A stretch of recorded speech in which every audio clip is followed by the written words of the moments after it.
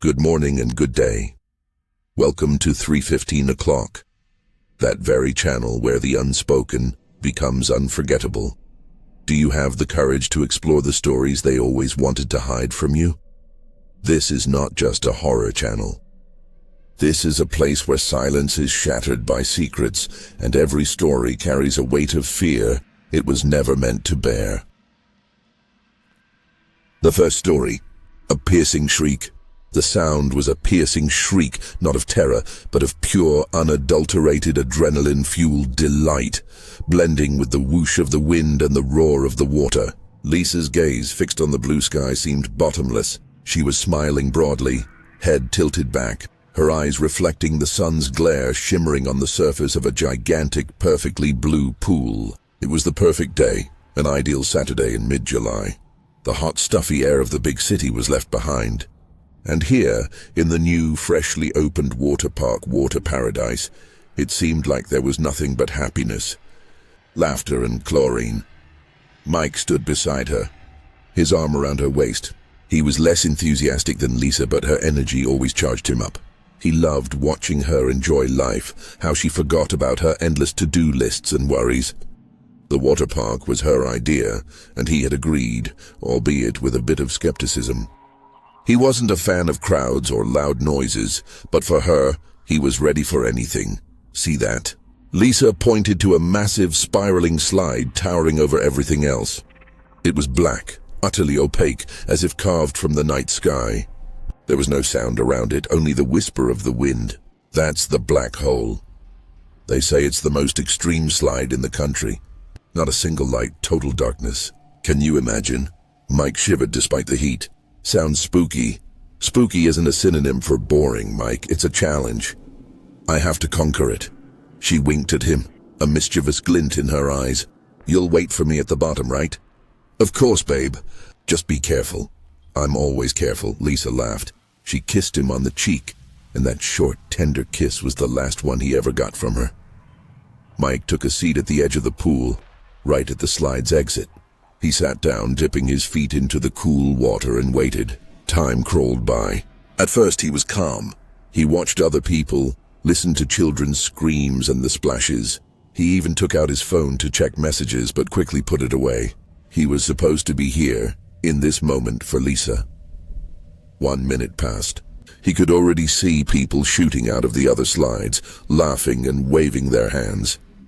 2 minutes. That was normal. The slide was long, 3 minutes. Several people who had been in line behind Lisa had already emerged from the pool. He began to feel a slight unease, which he tried to attribute to his own nervousness. 4 minutes. He got to his feet. His gaze darted from the slide's entrance, where the lifeguards should have been, to its exit. There was no one there. He felt his heart start to beat faster. This was wrong.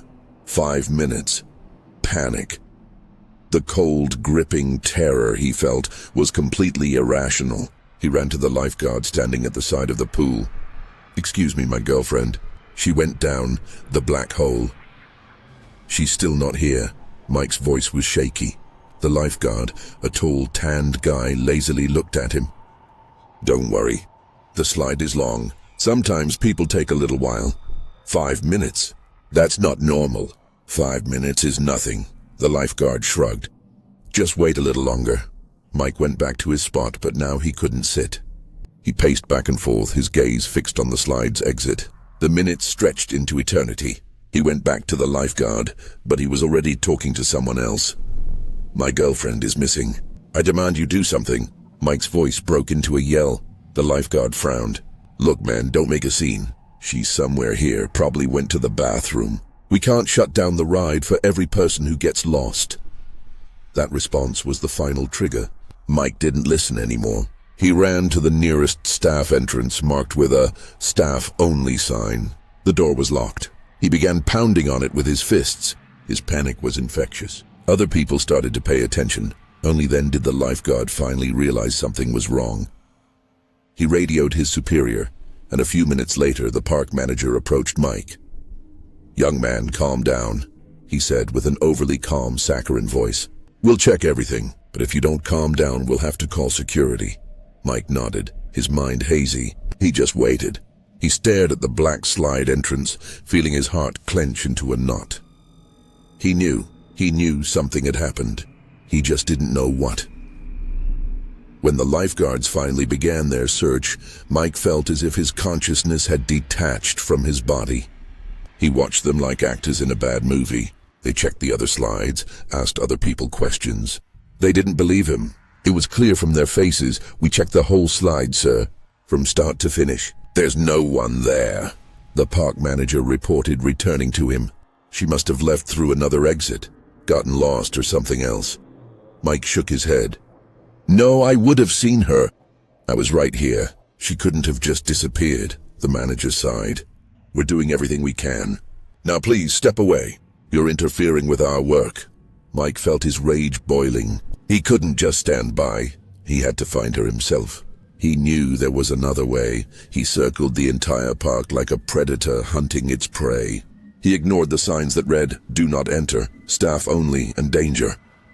He crept past giant filtration systems, past pipes that hummed like hundreds of giant bees, past piles of construction debris. Finally, he stumbled upon a small door hidden behind some bushes. It was slightly ajar.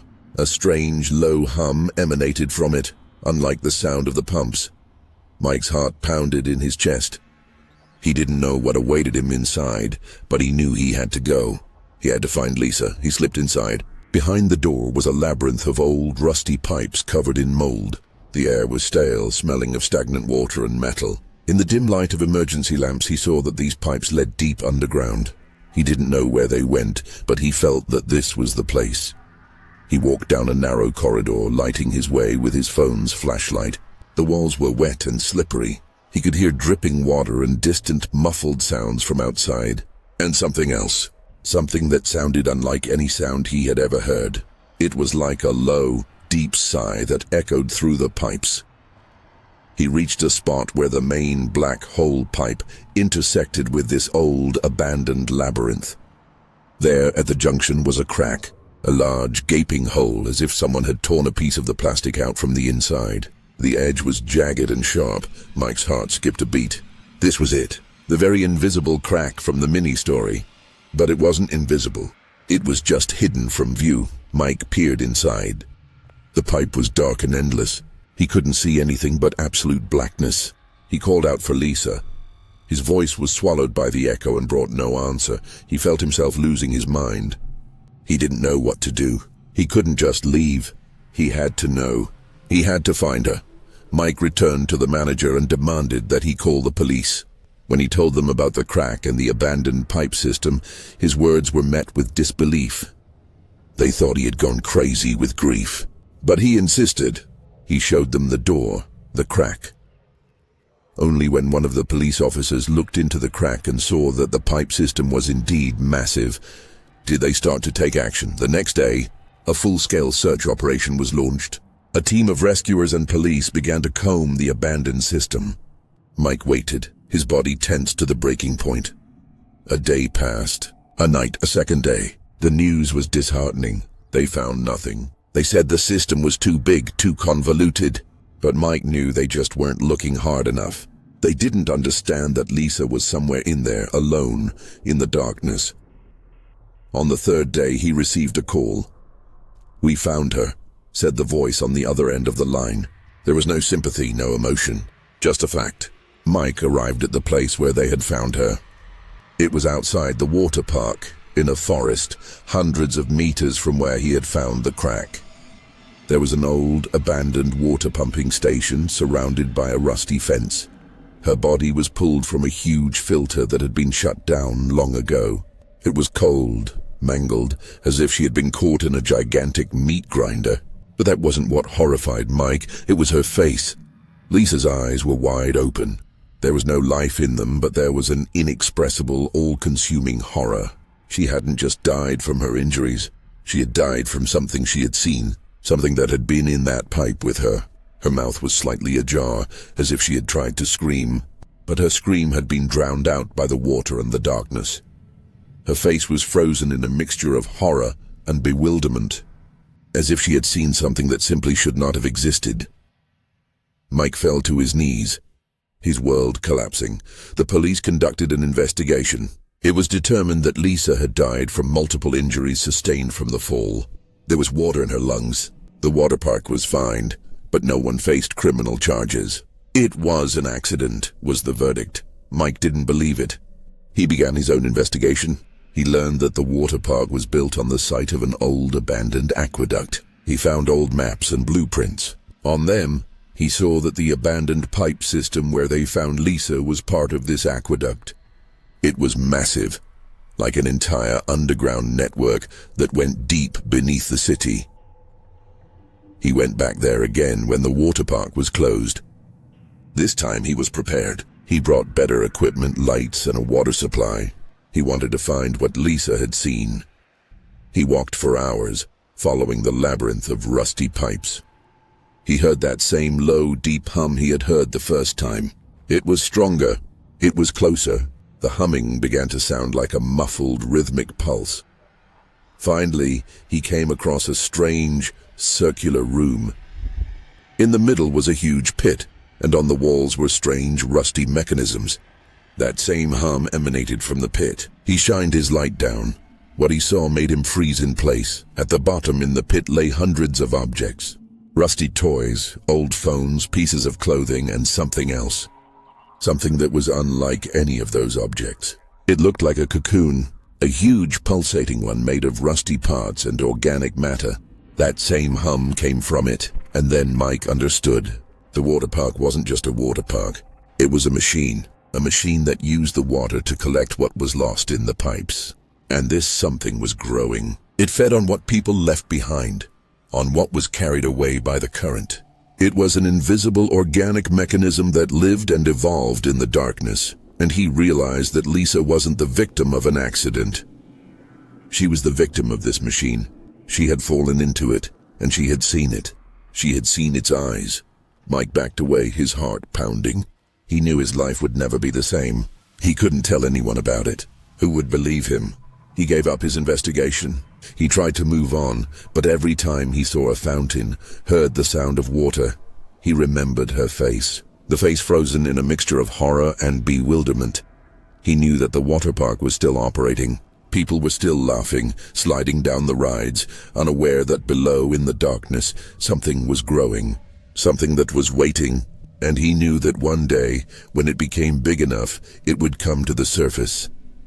And then, the laughter would be silenced forever. The second story. Emily squeezed her wet palms together, watching her daughter.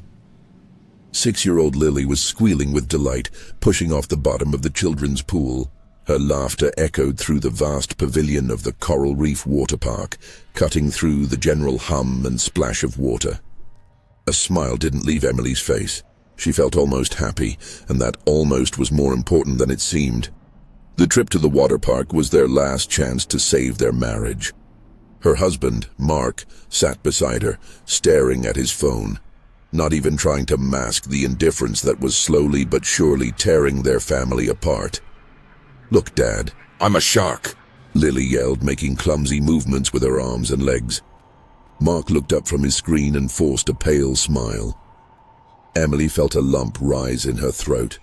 She turned away, searching the crowd for an escape from her own despair. Her gaze slid across the colorful walls, over the huge, expertly painted murals of sea creatures. The eyes of the painted dolphins seemed unnaturally alive, and their smiles were sinister. "A shark, you say?" Mark said with forced cheerfulness. "Show me what you've got." Lily laughed and dove under the water. A few seconds later, she resurfaced, coughing, and her laughter stopped. At first, it was a quiet, uncertain gasp. Then a piercing, terror-filled scream that made everyone turn. "Mom!" Lily screamed, frantically paddling in the water. "My leg, Mom, it hurts." Emily and Mark jumped up as if on command. Emily rushed to the pool, forgetting everything except her daughter's scream. In the children's wading pool, where the water was usually crystal clear, a bloodstain was now spreading. It grew, expanding across the surface like a sinister flower. "Lily, what happened?" Mark was at the water's edge first. He scooped the girl into his arms and quickly pulled her out of the pool. Lily sobbed, clinging to her father, as blood gushed from her little leg. A deep, gaping cut ran from her ankle almost to her knee. A shard of something dark and shiny was sticking out of the wound. "Glass," Emily whispered, her heart pounding in her chest. A commotion began. Parents pulled their kids from the pool. The lifeguard finally came to his senses and yelled into his radio. A visitor, who happened to be a doctor, rushed to Lily, applying a pressure bandage made from a towel. Emily stood rooted to the spot, unable to tear her gaze away from the bloodstain in the water.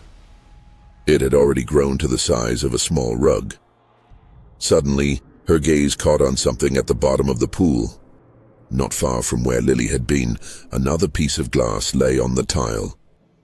It was the size of a hand, sharp as a blade, and unnaturally black. "There it is," Emily cried, pointing at the glass. "That's what cut her." The water park manager approached them.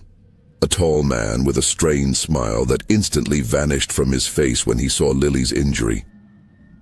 "I don't understand how this could have gotten here," he mumbled, motioning for the lifeguard to retrieve the shard. "We check the pools every morning. What about the afternoon?" Mark snapped. "Don't you people monitor things? It's a children's pool, for crying out loud."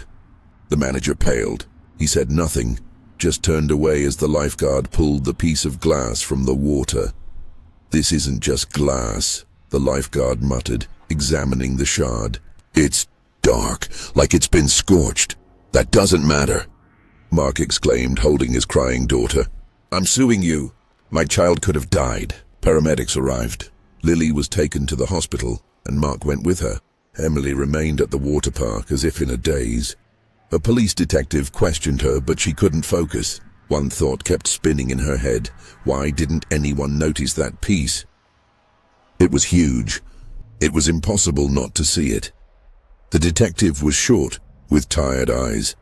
He introduced himself as Detective Carter. "Mrs. West, I understand you're in shock, but I need you to remember everything," he said, his voice soft but persistent. "Did you see this shard before your daughter was cut?" "No," Emily replied, her voice trembling. "But it was so big, it was impossible not to notice it. I was watching her at the pool, and all these people." "I know," Carter nodded. "That's the strangest part. We've questioned several witnesses. No one saw anything. It was as if it wasn't there, until it was needed." Carter's words struck a chord of icy dread in Emily.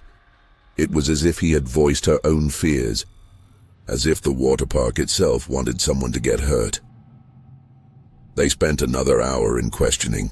Emily was finally able to leave when the detective was convinced he couldn't get anything more from her. In the parking lot, she got into her car and leaned back in the seat. Her gaze fell on the entrance to the water park. The massive frescoed wall beckoned with its bright colors. Her eyes scanned the image of a coral reef. Dolphins, fish, sea turtles, all were drawn with unnerving precision. And then Emily noticed that one of the fish had a tiny, yet incredibly realistic shard of black glass instead of an eye. It gleamed in the setting sun. Emily jerked the steering wheel. Her heart hammered in her chest, and the detective's voice echoed in her mind until it was needed. She immediately called Carter. "Detective," she gasped into the phone. "I noticed something. On the wall by the entrance, there's glass in a fish's eye." "Mrs. West, I think you need to calm down," Carter replied, his voice condescending. "It's probably part of the decor." "No, you don't understand," Emily insisted. "It's like it came from there." She didn't wait for his answer. Turning her car around, Emily drove toward the hospital. On the way, she received a text from Mark. "Lily's okay. The cut is deep, but they stitched it up. They said we were lucky it didn't hit any major tendons. She's asleep. Come to the hospital." Emily felt a wave of immense relief, but a strange, sticky sense of fear wouldn't let go. It grew with every minute as she got closer to the hospital. In the hospital room, Lily was sleeping. Her leg was bandaged and a tear was still on her cheek. Mark sat beside her, holding her hand. He looked exhausted and older. When he saw Emily, he stood up and hugged her. His embrace was weak, but Emily felt both pain and care in it. "Are you okay?" Mark asked. "I'm fine," she lied. "The water park. Did you see what was on the bottom?" "Yeah, horrible. I can't believe it. I want them to pay for this." "For everything." He turned away. "We could have lost her." I called the detective. I saw another shard. On the mural. It was in a fish's eye. Mark looked at her as if she were crazy. Emily, you're overreacting. It's just a coincidence. No, Mark. I'm not overreacting. Her voice broke. What if it's not a coincidence? What if it's not an accident? What if it's it? Mark looked at her with disbelief. What are you talking about? I don't know, Emily whispered. But I'm scared. I'm scared this is just the beginning. But Mark wasn't listening anymore. He turned back to the window, and their conversation ended. Emily felt isolated, as if she was the only one who saw the truth. The next few days were spent at the hospital. Lily was recovering, but every night she screamed in her sleep, calling for her mother. Emily couldn't sleep. She was tormented by nightmares. Blood in the water, the smiling faces of the painted dolphins, the glass shard glittering in a fish's eye. She replayed that day over and over. Lily's scream, the bloodstain, and how everyone stood there seeing nothing, as if their eyes were clouded by an invisible film, as if the water park didn't want them to see anything. A week later, Lily was discharged. They returned home, but life didn't go back to normal. Mark became even more withdrawn. Their marriage, already on the verge of collapse, now completely fell apart. Emily sat in the kitchen looking at a message from Mark. I've filed for divorce. It's better for both of us. Her hands shook. Tears streamed down her cheeks, mixing with bitterness and fear. Suddenly her phone vibrated. A message from an unknown number. Emily opened it and her heart stopped. You saw it, Emily. You were the only one who saw. He knows that you know. The message had no signature. Emily tried to call back, but the number was unreachable. In a panic, she dialed Carter's number. Detective, it's Emily West, she said in a trembling voice. I got a message. It's scaring me. What message? Carter's voice was stern. Emily told him about the text. Carter asked her to forward the message and promised they would check the number. Emily felt he didn't believe her. Mrs. West, I understand you're scared, but it's probably just a silly prank, he said. No, Emily cried. It's not a prank. I know it's not a prank. I can feel it. She hung up and felt devastated. No one believed her. No one saw what she saw. She was alone. She decided to go to the water park. She needed to be sure she wasn't losing her mind. She left Lily with her grandmother, making up some flimsy excuse, and drove there. The water park was closed. A sign at the entrance read, "Due to technical reasons." Emily got out of her car and walked toward the fence. She saw that the mural where the glass shard had been in the fish's eye was now painted over. A fresh patch of paint covered the spot. He knows that you know. The words from the message echoed in her head again. Emily swayed. It felt like she was losing her mind. And then she saw a security guard come out from around a corner. It was the same lifeguard who had retrieved the shard from the pool. He was looking at her, and his eyes were expressionless. It's closed, he said. I know, Emily replied, her eyes locked on his. Why did you paint over the mural? He took a step toward her. What? I didn't paint anything over, don't lie. I saw it! Emily pointed to the wall. There was a shard there, in a fish's eye. The lifeguard smiled. It wasn't a kind smile, but a creepy, twisted smirk. You should leave. You're not supposed to be here. Emily backed away. In that moment, she knew she had to leave. But it was too late. He took a step toward her. She turned and saw a second guard come out from another corner. It was the same manager who had spoken to them that day. His strange smile now looked like a horrible grimace. I told you this place wants someone to get hurt, he whispered. You didn't believe me. Emily backed away even more. She realized they didn't want her to tell anyone anything, that they were hiding something far more sinister than simple negligence.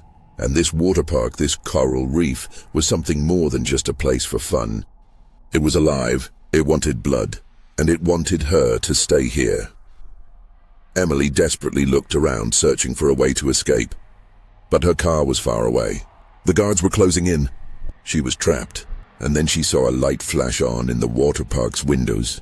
And on the glass, on the largest sliding window, Emily saw a reflection, a huge blurry shadow that moved along the walls. It looked like a fish, but it was something else entirely. And in its eyes, in the reflection, Emily saw something. It wasn't black, it was red. Emily recoiled sharply, feeling a cold sweat run down her back. The reflection in the glass. It wasn't just a shadow. It moved, changed shape as if dancing, and at its center, where its eyes should have been, a crimson light pulsed. She blinked, and the vision vanished, replaced by the normal reflection of the empty water park. "Did you see something, Mrs. West?" The manager's voice came from right behind her, making her jump. Emily spun around. There were two of them, the manager and the lifeguard. Their faces were expressionless, their eyes empty. They were slowly approaching, cutting off her path of retreat. In a panic, Emily dashed to her car. She fumbled with the key in the lock, her fingers trembling with fear. "Don't rush," the lifeguard said, his voice surprisingly calm. "We don't want to harm you. We just want you to understand." Emily finally managed to open the door. She quickly got in, slammed it shut, and locked it. The manager walked to the driver's window, his face just inches from hers. "You're seeing what you're not supposed to see," he whispered, and his smile grew even wider, revealing perfect white teeth. "And that's very dangerous." Emily started the engine. The motor roared to life, and without a second's hesitation, she sped away. The manager stepped back, and she saw him clench his fist. When Emily looked back, she saw that both men had vanished, as if they were never there. She drove at full speed, not paying attention to the road. Their words, their empty eyes, their terrifying smiles, they spun in her head. They were hiding something far more sinister than simple negligence. And that something was connected to the water park. Back home, she locked all the doors. She couldn't bring herself to go to the hospital again, so she called Mark and asked him to watch Lily. She had to do something, and she decided to find answers. Emily sat down at her computer and began searching for information about the water park. To her surprise, she found many negative reviews. People complained about strange occurrences, inexplicable injuries, dizziness, unexplained visions. Several people claimed to have seen strange shadows in the water, and some even mentioned hearing whispers coming from the speakers throughout the pavilion. But all these stories were scattered and dismissed as fantasy or heatstroke. Emily's eyes suddenly caught on one particular story. It was posted by a man named James, who worked at the water park as an engineer. He wrote about strange malfunctions in the water purification system. He claimed that some of the filters were clogged not just with debris, but with something that resembled blood. It was dark and viscous, and when he tried to take a sample, it evaporated, leaving behind only a strange, pungent smell. He was fired a few weeks after he started asking questions. Emily felt she was on the right track. She found James's profile on a social media site and messaged him. She told him about what happened to Lily, about the manager and the lifeguard, the strange shadows, and the shard in the fish's eye. The reply came almost immediately. "I've been waiting for someone to contact me. I knew it would happen. I need to talk to you, but not on the phone. Meet me tomorrow at the Seaman's Cafe on the waterfront at 10 a.m. Don't tell anyone about this, especially not those who don't trust you." The next morning, Emily was at the cafe at exactly 10. James turned out to be an elderly, tired man with eyes full of fear and despair. He got straight to the point.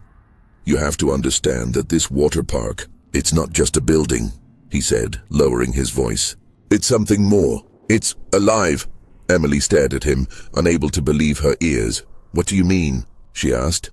"There used to be an old abandoned water tower on this site," he began, nervously picking at his sleeve. "It was built on the location of an ancient shrine where some horrible rituals were performed. And when the tower collapsed, they decided to build the water park in its place. But they didn't know what they had awakened. They awakened an entity that had been dormant underground." "What entity?" Emily whispered. "An entity that feeds on fear and pain. They called it the blood drinker. It lived in the water, in the purification system, in the filters. It was everywhere, and it was constantly hungry." Emily felt her stomach clench. She remembered the lifeguard's words. Not just glass, dark, scorched. She remembered Lily's blood spreading in the pool, and she realized that it was something more than just glass. "What was it?" she asked. "That shard. It was its tooth," James said quietly. When it's hungry, it bites off pieces of itself to lure a victim. It puts them in the water in the pools, and when someone is cut, it drinks the blood through the water, through the purification system, and the pain and fear. They're like dessert. It can feel them, and it can feel yours. It knows you can see it. That's why it sent its servants after you. Servants? The manager and the lifeguard. Emily asked, her voice barely audible. Yes, James nodded. They're not human. They're just puppets that do what the blood drinker tells them to. They watch over it, feed it, and they get rid of anyone who knows too much. What should I do? Emily asked, her voice trembling. You have to go back there, James replied. You have to destroy it. Destroy the blood drinker before it consumes you. I know how to do it. I'll help you. Emily hesitated. She was terrified, but at the same time, she felt she had to do it. She had to get revenge for Lily, and she had to stop this monster before it harmed someone else. They met again that night, under the cover of darkness. James brought several gas cans and a detonator. They entered the water park through a service entrance that James knew by heart. It was quiet and dark inside. The pools looked like huge dark eyes staring at them. The main filter is underground, James whispered, in the very heart of the place. We have to go down. They found the service elevator. As they descended, Emily felt the temperature around them drop. The walls were damp, and the air had a strange metallic smell mixed with chlorine. When they stepped out of the elevator, they found themselves in a huge flooded basement. The floor was covered in water that reached their ankles. The walls were lined with pipes, pumps, and filters. Emily heard a strange pulsing sound. It was coming from somewhere deep inside. That's it, James whispered. It's convulsing from our warmth. They walked ankle-deep in the water, which was cold and thick. Emily felt her body shaking from the cold. She saw a huge round tank ahead. This was the main filter. There it is, James said. We have to blow it up. They began arranging the gas cans around the filter. When they finished, James took out the detonator. At that moment, Emily heard a splash behind her. She turned and saw something rising from the water. It was a huge, formless creature. It was made of water, but a red light glowed inside it. Its eyes were two small, pulsating pinpricks of light. Too late. A voice that was everywhere hissed. You thought you could stop me? I was here long before you, and I'll be here long after you're gone. The creature slowly approached, and Emily felt a fear, icy and all-consuming, wash over her. She realized that this wasn't just a water creature. It was the water park itself. The walls around them began to shake, and the water in the basement turned red. Now, James yelled, his voice full of despair. He pressed the detonator, and deafening explosion erupted. Everything around them collapsed. Emily felt herself being thrown back by the blast wave. She hit her head on something hard, and the world went dark. When she woke up, she saw that she was lying on the floor. There were ruins and dust all around her. She got up and saw that the filter had been blown up, but there was no water, no blood, and the blood drinker was gone. Emily looked at James. He stood against a wall staring at her, his face pale. I don't know what happened, he began. It disappeared, but Emily already knew. She looked up at the wall, where a map of the water park was hanging. She saw that where the main filter had been, there was now an empty space. It didn't disappear, Emily whispered. It moved. At that moment, they heard the service elevator doors open, and out came the manager and the lifeguard. Their faces were covered in dirt and dust, and their eyes were red.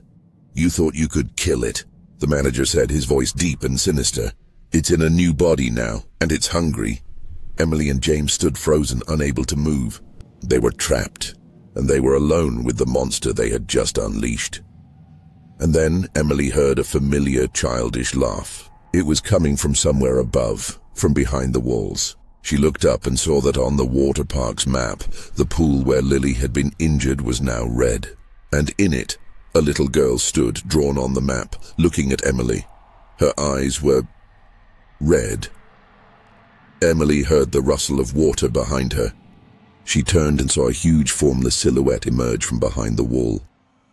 It was made of water, but there was a light inside it, a red light, and at its center, where its eyes were, two small red lights glowed. It slowly approached.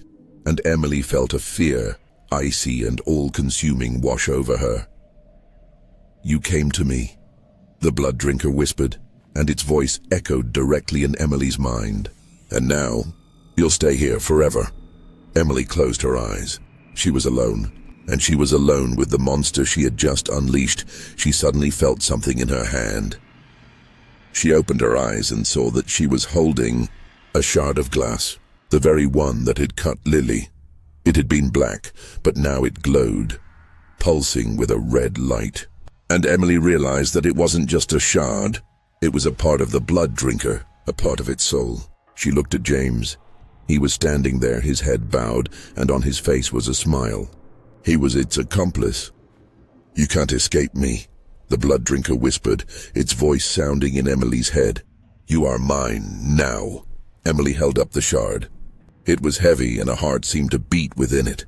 She raised it, and she saw the blood drinker shudder. "You thought you could kill me?" Emily whispered. "No, I can take you." She pressed the shard against her chest, and it entered her like a knife. Emily screamed. Her body shook, and she felt something cold and sticky fill her. The blood drinker froze. It no longer approached, and Emily understood that she had become a part of it. She lowered her hands, and her eyes turned red. She looked at James, at his traitorous face. She smiled. It wasn't her smile. It was the smile of the blood drinker. And then Emily heard a voice. It was Lily's voice. It sounded from far away, but she could hear it. "Mom."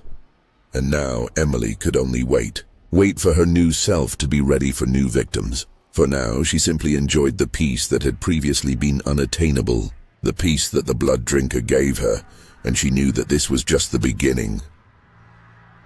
The third story. The night shift. Jerry hated the night shifts at the Aquamarine water park. It wasn't a job. It was a slow, methodical torture. During the day, this place was filled with children's squeals, water splashes, and the buzz of a cheerful crowd. But at night, Aquamarine died, and its death was unnatural, agonizing, like a suffering creature that couldn't quite release its final breath. The silence here wasn't just an absence of sound.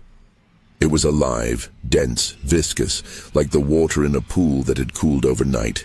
It was broken by only two sounds, the monotonous hum of the filtration system, resembling the asthmatic breathing of a sleeping monster, and the echo of Jerry's own footsteps.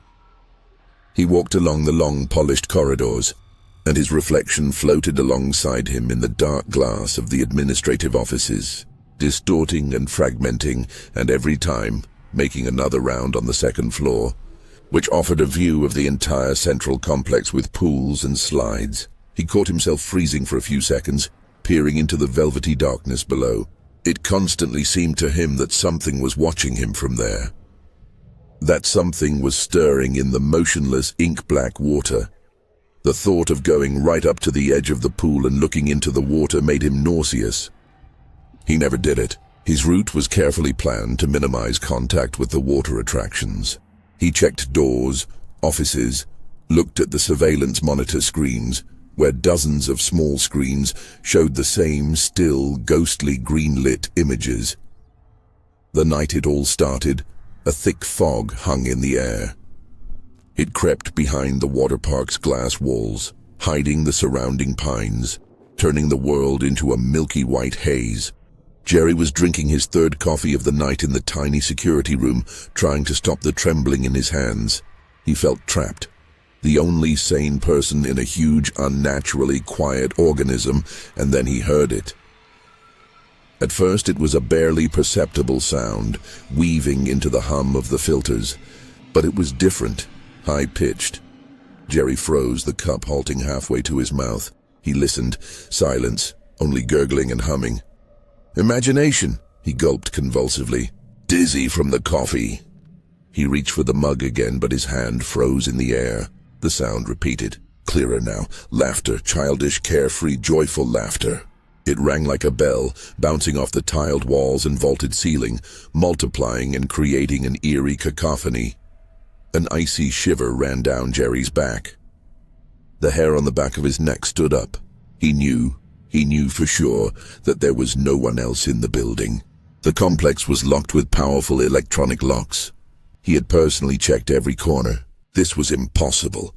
The laughter was coming from above, from the tallest, steepest slide, the tsunami. Its yellow loop went right up to the dome. Getting lost in the shadows, Jerry slowly, as if in a dream, left the room and walked to the railing, peering up into the web of metal structures and plastic tubes. The laughter died down.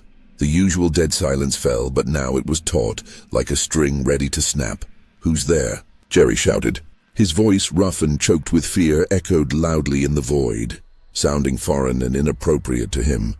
In response, nothing. Protocol dictated he stay in the security room and call the police at the slightest sign of intrusion. But what would he say? "I heard laughter?" They'd laugh at him. And waiting for the cops in this wilderness would take at least 40 minutes. 40 minutes alone in this hell. Jerry reached for the radio, but his fingers wouldn't obey him. Something else, more ancient and curious than fear, was controlling him now. He had to check. He had to know. His heart was pounding somewhere in his throat, beating a dull rhythm in his temples. He moved towards the stairs leading to the upper platforms of the slides. His steps echoed in the silence. But now it seemed to him that they weren't his steps, but someone else's, following a few meters behind. He turned around, no one, only long shadows that reared and twisted with the movement of his flashlight. He climbed higher and higher. The air grew cooler, smelling of chlorine and dampness. From up here, the complex looked even more frightening. The pools were black holes ready to swallow anything alive, and here it was, the top level of the tsunami. The platform was narrow, fenced with slippery railings. The water for the start was turned off. The slide's chute was dry and dark, descending into impenetrable darkness. Right on the edge, at the very top of the descent, sat a small figure. Jerry froze, stopped breathing. It was a child, a boy of about 7 or 8. He sat with his back to Jerry, his little legs dangling into the dark plunge of the slide, swaying gently. He was wearing bright blue swim trunks. Nothing else. His skin was deathly pale under the dim light of the emergency lamps, as if he had never seen the sun. "Hey," Jerry croaked, his voice breaking into a whisper. "Boy, how did you get up here? Do you need help?" The figure didn't turn around. It stopped swaying and froze, becoming unnaturally still, like a doll. Jerry took a step forward, then another. The board under his feet creaked. At that moment, the child turned around. Where a face should have been, there was only a wet, blurry mask. Features appeared and disappeared, as if the face was made of water, sloshing in an invisible container. And through this whirlpool, Jerry saw 2 black, empty, bottomless eyes that held nothing but cold, lifeless depth. He screamed and recoiled, his heart stopping and then pounding with such force it hurt. At that same moment, the figure vanished. It didn't run away, didn't jump back. It simply dissolved into the air, as if it had never been there. Jerry stood stunned, pressing his back against the railing, unable to move. His mind refused to believe what he had seen. A hallucination, fatigue, oxygen deprivation, anything but reality. And then from below, from the black maw of the slide, came a sound, a loud, wet, gurgling sound. Exactly like the sound a person makes when choking and drowning, when water forcefully bursts into the lungs, displacing air, life, hope. The sound lasted for a few seconds, disgusting and final, and then abruptly cut off, leaving behind a deafening, oppressive silence. Jerry didn't remember how he got down. He ran, stumbling down the stairs, his breathing hoarse and ragged.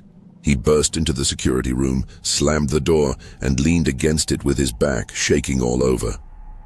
He didn't turn on the light, afraid to see his reflection in the dark monitors. He sat like that until morning, unable to move, staring at one spot, flinching and freezing at every sound. The laughter didn't repeat. The gurgling didn't either. In the morning, when the day shift began to gather, he was pale as a sheet. His boss, fat and perpetually sleep-deprived Bob, clapped him on the shoulder. "What, Jerry, were the ghosts scaring you at night?" He laughed. Jerry didn't answer. He couldn't talk about it. Who would believe him? He didn't believe it himself anymore. He tried to convince himself it was a waking dream, a hallucination from overwork. But the next night proved otherwise. He heard the laughter again, at exactly the same time, and again, coming from the tsunami. This time Jerry didn't go up. He sat in the security room, his fingers gripping the tabletop until his knuckles were white, and waited. He waited for that sound, and he heard it. The loud, gurgling splash, as if someone was hopelessly floundering in the water at the very bottom of the slide. It continued every night. Exactly at 2:34 a.m., the laughter would ring out, and a few minutes later, that same sound. Jerry stopped sleeping. He couldn't eat. He was losing weight before his eyes. He was haunted by the smell of chlorine and dampness, even though he hadn't been to work for a week, having taken sick leave. He saw in puddles on the asphalt, not his own reflection, but a wet, blurry mask with 2 black holes for eyes. He knew he was going crazy, but he also knew it was real, that there was something in the water park. Someone. After 2 weeks, he returned to work. He had no other choice. He needed the money. He hoped it was over. But as soon as he crossed the threshold of aquamarine and was left alone, the old familiar horror returned, squeezing his throat with icy fingers. The night was hell. Every creak, every rustle made him flinch. He didn't take his eyes off the clock. 2:30, 2:32, 2:33. At exactly 2:34, the radio on the table, tuned to the general channel but long silent, emitted a piercing, static, distorted child's laughter. Jerry screamed. He grabbed the radio and threw it against the wall. The plastic shattered, but the laughter didn't stop. It now poured from the dark corners of the room, from the ventilation grate, from the monitor speakers. "Enough!" Jerry yelled, covering his ears with his palms. "Leave me alone!" The laughter died down. Silence fell, and then Jerry realized it was even more terrifying. He was waiting for the gurgling sound. He knew it would follow. But this time it didn't come from the slide. It came from right outside the door. A weak, wet, sloshing sound, as if something wet and heavy had crawled out of the pool and was now dragging itself across the tiled floor of the corridor right towards his door. Squelch. Pause. Squelch. Pause. Something was being dragged along the floor, leaving a wet trail behind. Jerry scrambled to the farthest corner of the room in terror, grabbing a heavy flashlight from the table. His teeth were chattering. The sound approached the very door and stopped. Jerry stared at the handle, not breathing, expecting it to start turning, but nothing happened. A minute of complete silence passed. Then a new sound was heard. A quiet, insistent, soul-chilling whisper.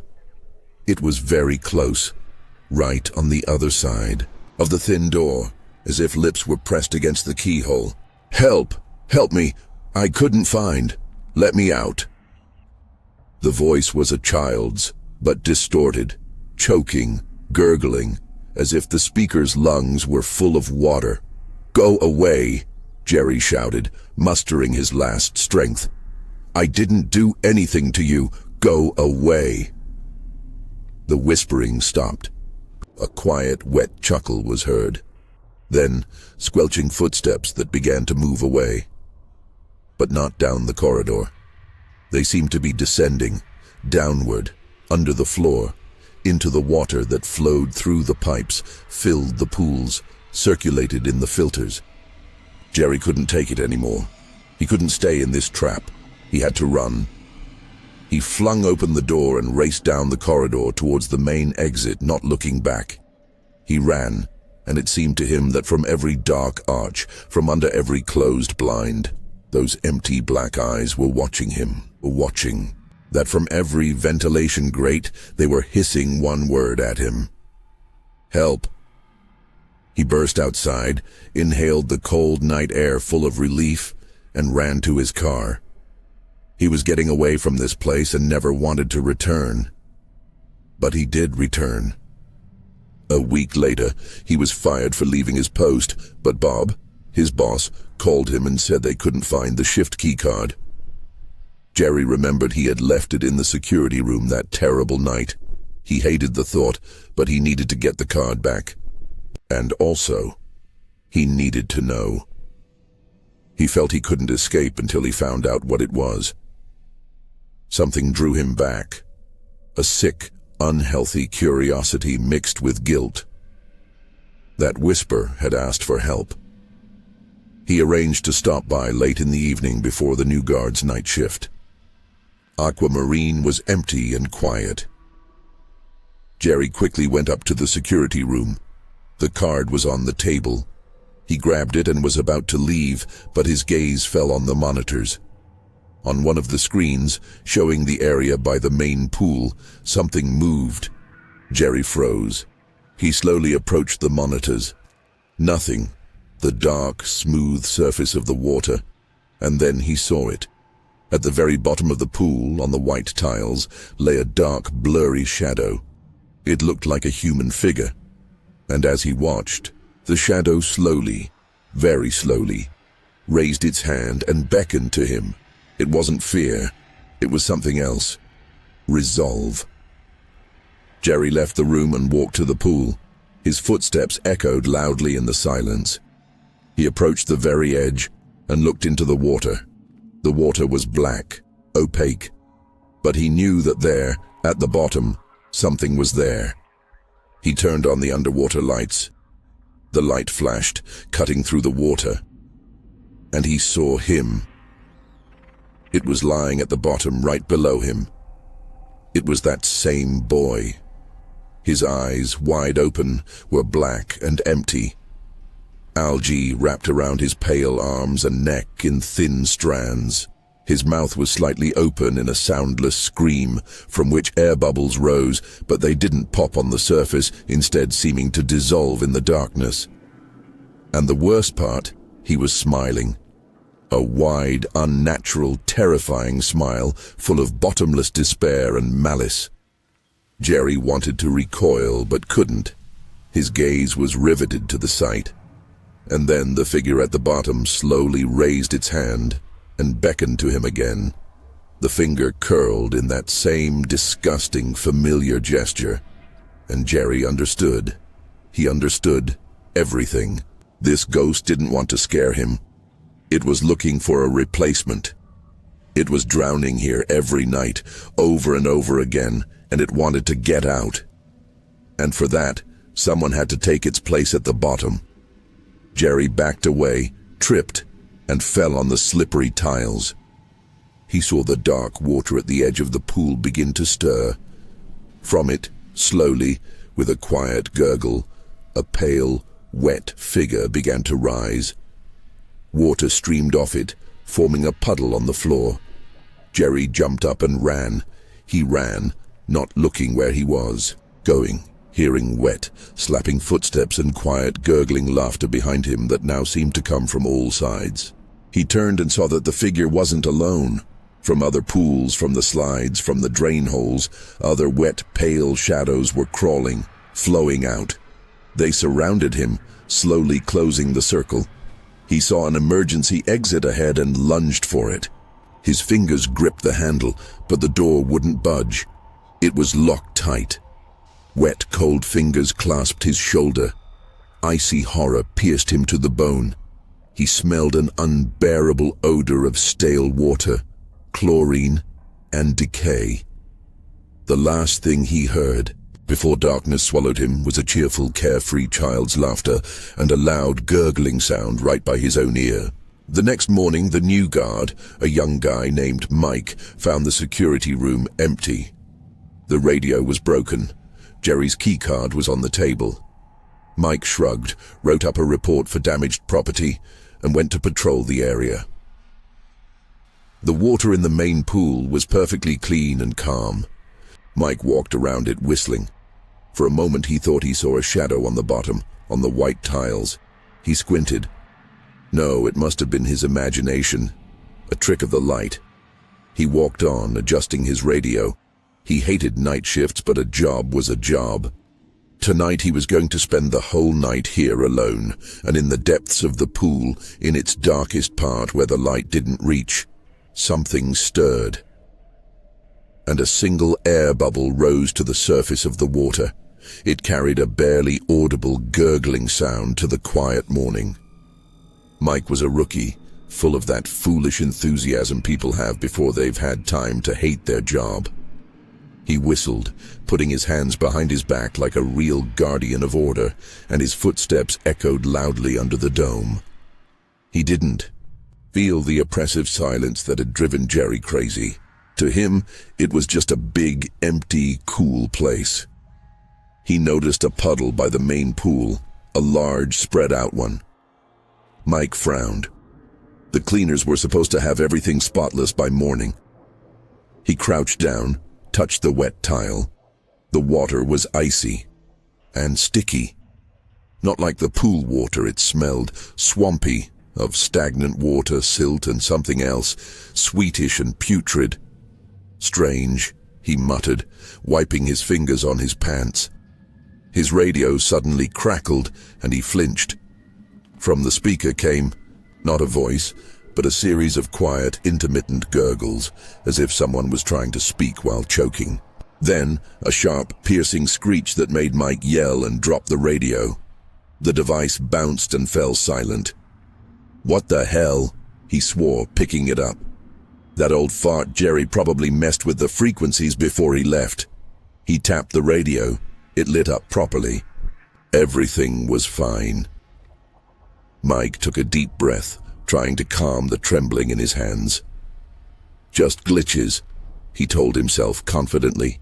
But when he looked up, his gaze fell on the water again. He thought he saw something pale flicker in the depths, near the bottom. Not a shadow, not a trick of the light. Something specific, something resembling a face. He walked right to the edge, risking slipping on the wet tile, and peered into the water. His heart beat with unfamiliar anxiety. The water was murky despite the filters working. And down there at the bottom lay algae. Too much of it. They were long, dark, and their strands swayed with the current like someone's hair. And through this stirring veil, 2 black spots were staring at him. Empty. Bottomless. Mike recoiled so sharply he almost fell into the pool. He began to breathe rapidly and unevenly. "This is impossible," he repeated to himself. "A reflection, or some decoration on the bottom. Yeah, that's it." He decided not to look anymore. He quickly finished his round and almost ran back to the security room. He needed to distract himself. He turned on loud music on his phone, took out his lunchbox, and stared at the screen, trying to ignore the oppressive silence outside the door. But the silence didn't want to ignore him. At first, he didn't understand what it was. His brain refused to process what he was hearing. Through the roar of heavy metal from his headphones, another sound broke through. Faint, persistent. A knock. Tap, tap, tap. Mike pulled off his headphones. The room was quiet. He sighed with relief. Nerves, he concluded again. Tap, tap, tap. The sound repeated. It came from the door, not loud, not aggressive, impatient, as if someone small was knocking on the wood with their knuckles. Mike slowly rose. His heart started pounding in his throat again. "Who's there?" he shouted, and his voice trembled. The knocking stopped. Instead, a quiet, wet chuckle was heard, right at the crack under the door. Mike froze. Icy sweat broke out on his back. This was no longer his imagination. This was real. He crept to the door and, holding his breath, put his eye to the peephole. Outside, in the dark corridor, there was no one. Only long shadows. And then he looked down, right under the door. On the corridor floor was a puddle of water. And leading away from it were 2 small, pale, completely wet footprints of bare feet. They led away from the door, and then stopped abruptly, as if whoever made them had dissolved into thin air. Mike jumped back from the door as if scalded. His radio came to life again. This time, quiet, carefree children's laughter poured from it. The same one that had driven Jerry crazy. It was accompanied by that terrible, familiar gurgling. Mike panicked and started scrolling through contacts on his phone. He had to call someone, Bob, the police, anyone, but the phone screen went black and wouldn't turn back on. The light bulb above his head flickered and went out, plunging the room into darkness, broken only by the dead green glow of the monitors.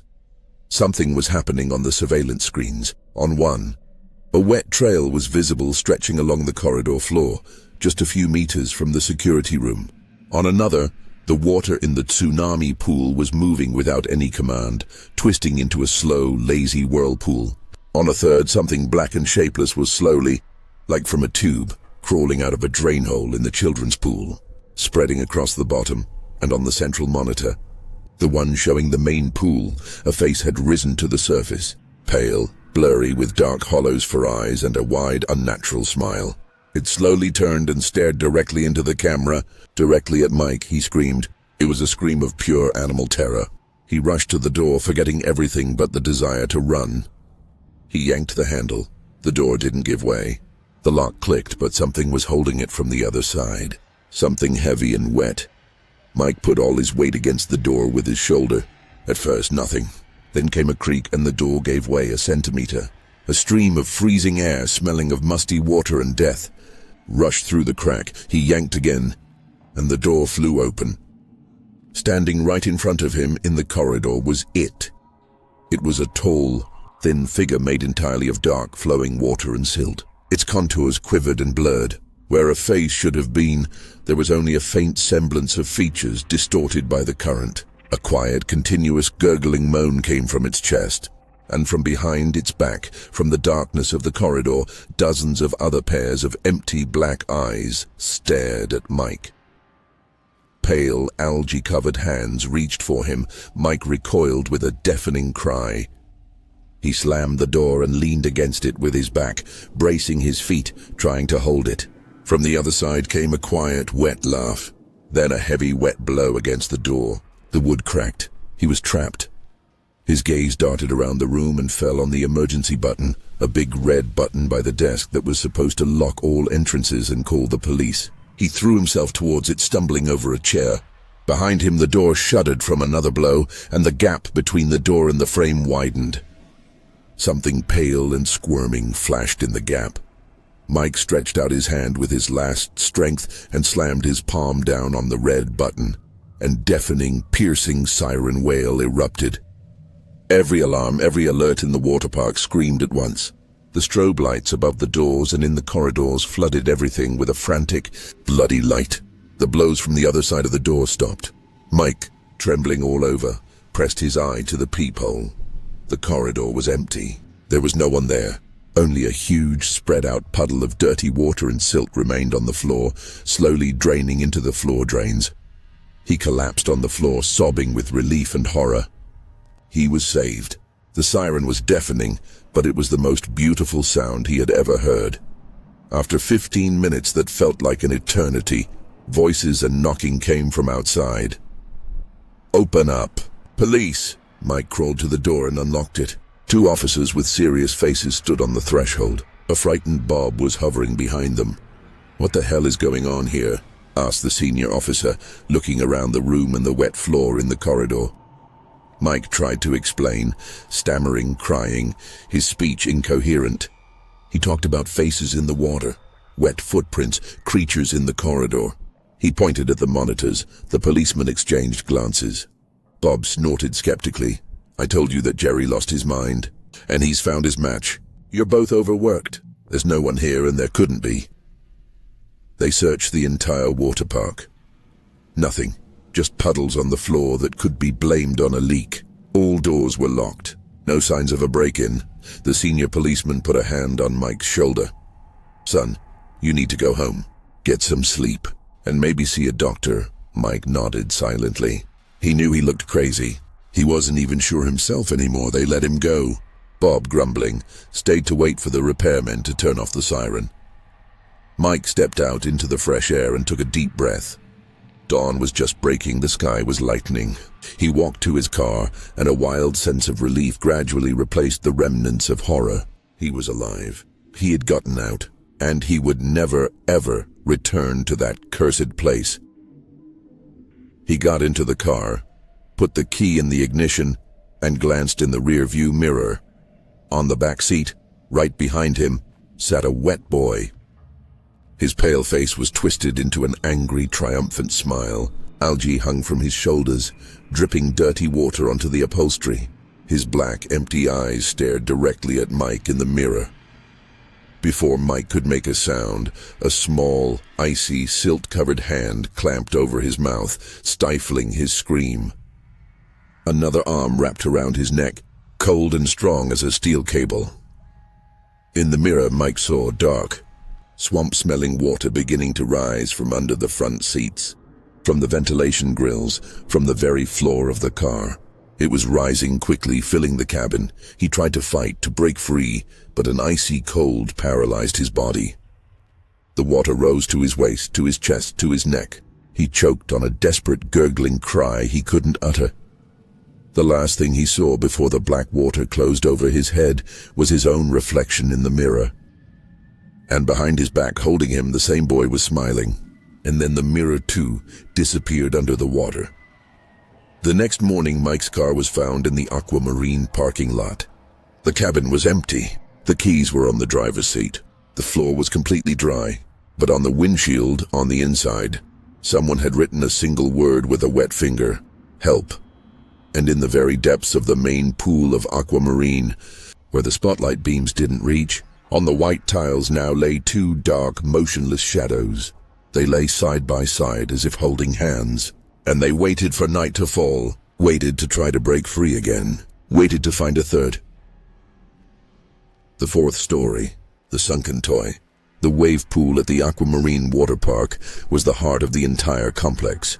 A huge, turquoise bowl surrounded by artificial rocks and palm trees, whose canopies barely provided relief from the scorching sun. For 9-year-old Jimmy, it was the sea, the ocean, a boundless space for adventure. But he never embarked on his great voyages alone. Always by his side was his first mate, his faithful friend and companion, a blue rubber duck named Captain Quack. Captain Quack wasn't just a piece of rubber. He was perfect, with a proud, slightly cheeky face, a bright yellow beak, and a piercing, jubilant squeak that could drown out even the roar of the artificial waves. Jimmy adored him. They had been inseparable ever since Dad bought the duck from a kiosk at the entrance 2 summers ago. That day, the waves were especially strong. The loudspeaker blared deafeningly, "Prepare for the storm!" And the powerful pumps roared to life, churning the water into high, foamy crests. Jimmy, squealing with delight, tossed Captain Quack into the air so he could jump over the biggest wave. A bright blue flash soared above the swimmers' heads for a moment before crashing down into the churning water, caught by a powerful undertow heading for the depths. The wave receded. Jimmy, laughing, looked around, expecting to see the familiar face bobbing on the water. But it wasn't there. He spun in place, his smile slowly fading. "Captain?" he called out uncertainly. Silence, or rather, the deafening din of hundreds of people. But for Jimmy, the world had suddenly gone quiet. He ran around the shallow end, peering into the water, his small heart beginning to beat faster with a sense of impending doom. 5 minutes of desperate searching yielded nothing. Captain Quack was gone. Tears welled up in Jimmy's eyes on their own, hot and salty. His great sea had betrayed him, taking his best friend. He got out of the water and, sobbing, trudged toward the lifeguard tower. Up there, high above the bustle, sat a guy bronzed by the sun, wearing red shorts and a whistle around his neck.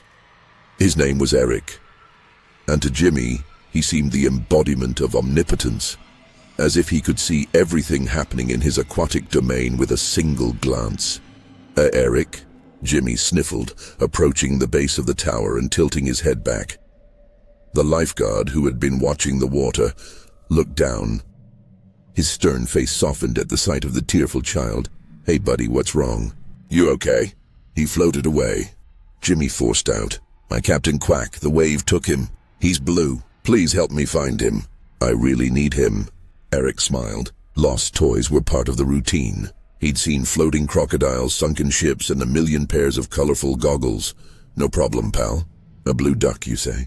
I'll just dive in and find your captain. He climbed down the ladder and patted Jimmy on the shoulder. Wait here. I'll be back with your trophy. Eric took a running start and dove gracefully into the water, leaving only faint ripples behind. Jimmy crouched by the edge, hopefully peering into the surface. A minute passed, too. The water calmed, becoming deceptively clear and serene. Somewhere in the depths, children were splashing, their shouts muffled and distant. Jimmy began to worry.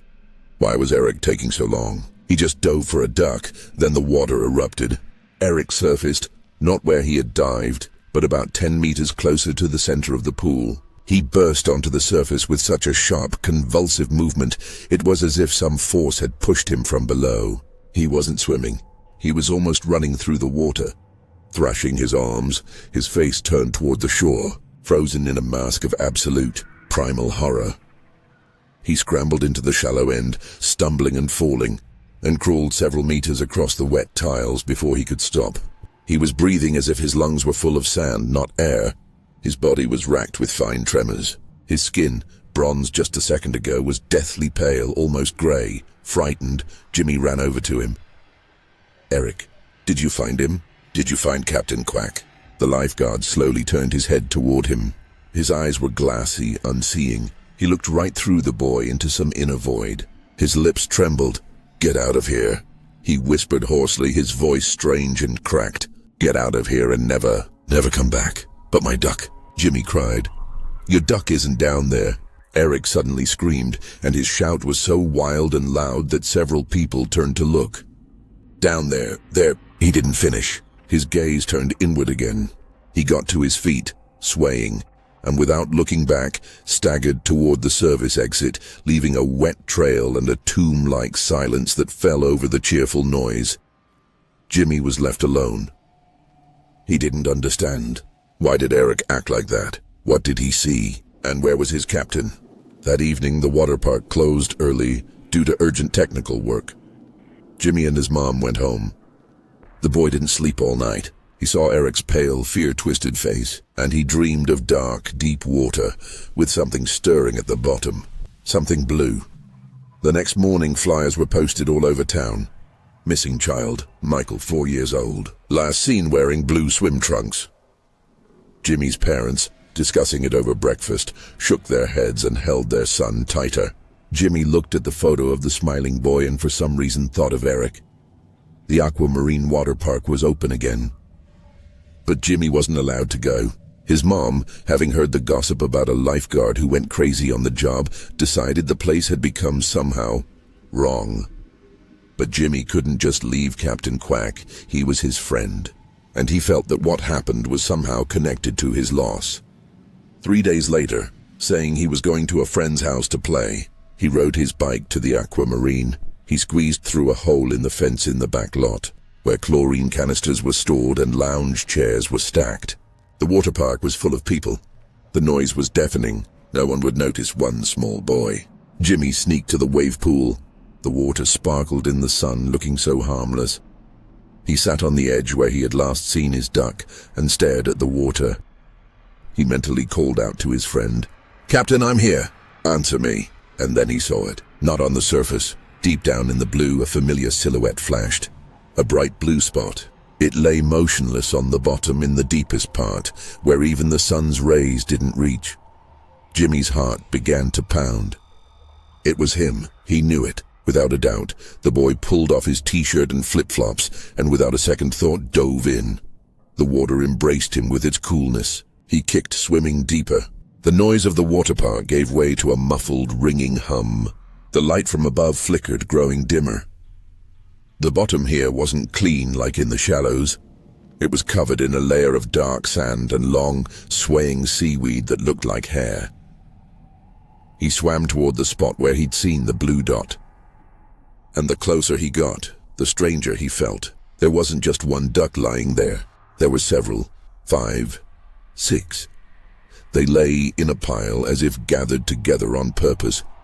Jimmy reached out to grab his captain, but suddenly froze. His eyes were adjusting to the gloom, and he began to make out details. It wasn't 5 or 6. It was dozens, hundreds. They were everywhere as far as he could see, carpeting the bottom in a continuous, eerie blue blanket. All identical, bright blue rubber ducks with yellow beaks.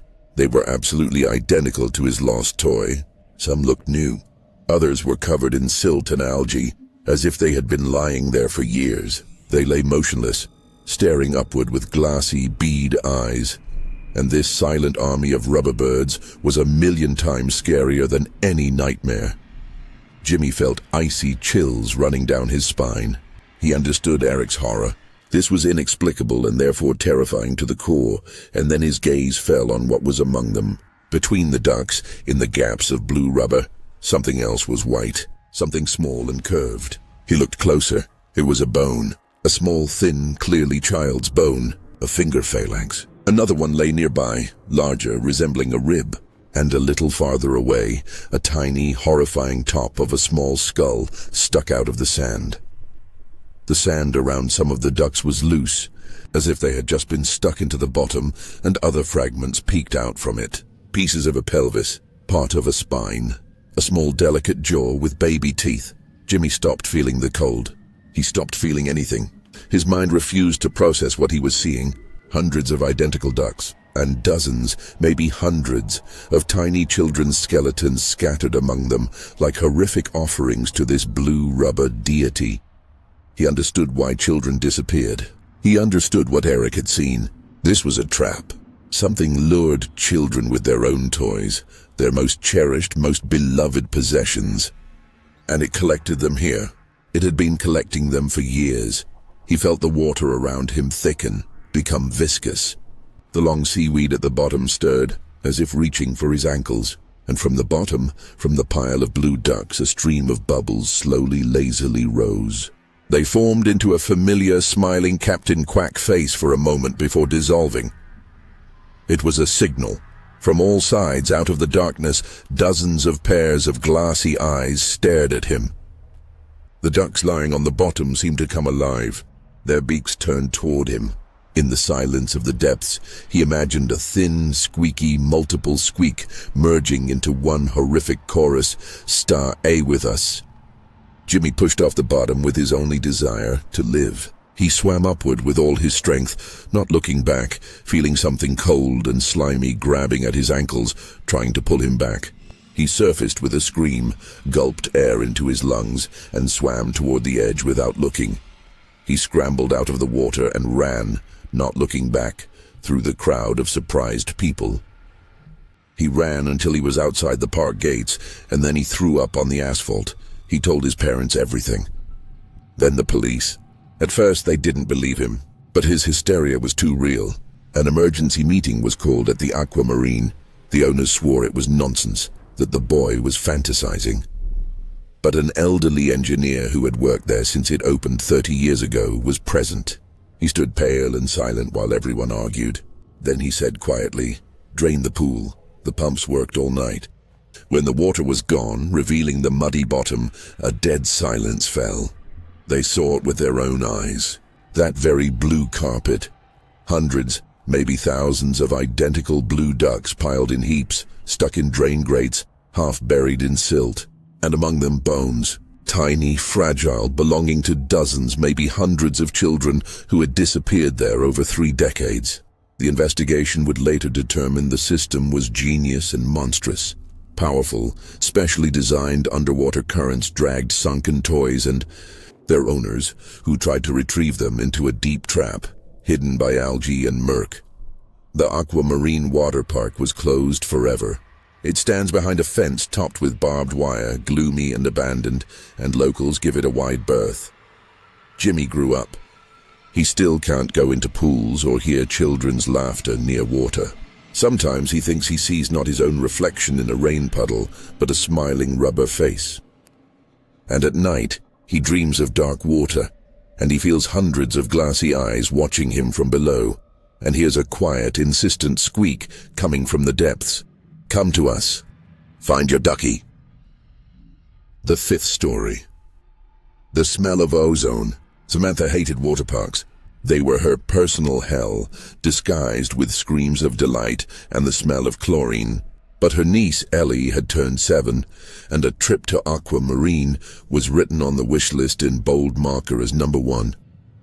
And what kind of aunt would Ellie love if she refused because of her stupid, inexplicable fear of enclosed spaces? Not the kind who would give her a birthday trip into the very heart of her nightmare. So Samantha now stood on the sun-scorched tiles, clutching a plastic wristband in her sweaty palm, feeling her heart trying to escape her ribcage. She felt nauseous from the stifling heat, the humid air saturated with sunscreen and children's sweat, the roar of thousands of voices echoing off the glass domes. Aquamarine was monstrously huge. Slides soared towards the ceiling like colorful snakes ready to swallow anyone who dared approach them. And the most terrifying of them was the space spiral, the very one Ellie was dragging her towards with squeals of excitement. "Aunt Sam, look, it's totally enclosed." "Like a rocket!" The girl jumped up and down, pointing at the giant dark purple tube that disappeared into an artificial mountain. Its entrance, framed by blinking neon lights, resembled a mouth. A cold sweat broke out on Samantha's skin, enclosed, pitch black. A trap. Her mind was already painting pictures, creaking plastic tightening around her, the inability to turn around, stretch out her arms, breathe. She felt dizzy. "Ellie, sweetie, maybe we should try the wave pool first." Her voice betrayed her with a tremble. "No. I want this one!" "You promised. You said you'd be the cool aunt." The cool aunt. A killer phrase. Samantha closed her eyes, trying to force back the panic rising in her esophagus like a hot lump. She took a deep breath. It smelled of chlorine and fried dough from a nearby stall. "Just a few seconds," she repeated to herself. 12 heartbeats. "For Ellie, you can do it." "Okay," she exhaled, and her legs turned to jelly. "But only if you hold on to me super tight." They climbed the endless steps to the very top of the platform. From here, the entire water park seemed toy-like, the screams distant and insignificant. But at the entrance to the spiral, Samantha was overwhelmed again. The air here was thicker, the pressure higher. A water park employee, a bored teenager with a headphone in his ear, chewed gum mechanically and mumbled, "Lie on your back, cross your legs, hands on your chest. Don't sit up inside. Have fun." Ellie, laughing, plopped onto her inflatable raft and disappeared into the black hole with a shriek. Her "wee" quickly faded, swallowed by the rumble and darkness. Now it was Samantha's turn. She looked at the dark entrance. It seemed alive, swallowing. "Lady, you gonna fall asleep there?" The teenager grumbled without looking at her. Samantha lay on her back. The cold plastic burned her skin. She crossed her ankles, pressed her hands to her chest as if preparing for burial. "Goodbye, world," she whispered and pushed off. The first thing that happened was absolute, impenetrable darkness. She could only hear the whistle of wind in her ears and the loud rumble of her raft against the tube walls. She was flying down the spiral, spinning, bouncing.